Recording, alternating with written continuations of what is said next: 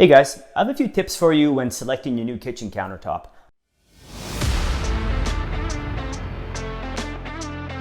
I'm Paul from Contact Renovation to Custom Homes. Welcome to the Art of Renovation. So you're planning your kitchen reno and you need to select a new countertop. There's a ton of options out there and this might help you navigate through those options to pick what works best for you.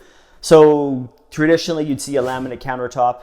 It's inexpensive, but you classically will see the edges delaminate, becomes a maintenance issue. They can burn, they can bubble. So we don't see those go in very often anymore unless someone's on a really tight budget. But let's just rule those out.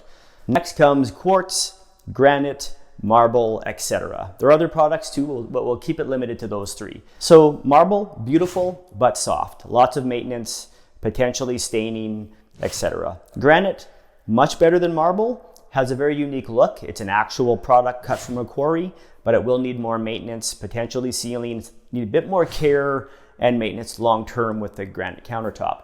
Quartz is a great solution. It's a very small pore in the surface, so considered basically almost microbial proof, very little to no maintenance required. And as you can see from these ones, the client did like the look of granite, but you can get it now in a quartz product, so it looks very similar.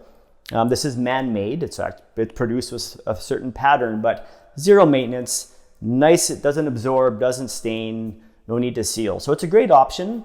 It really depends on the aesthetics you want, how you plan to use the space, and how much maintenance you are willing to put into maintaining and caring for your top. If you have any questions about what products to put in your renovation, please do reach out.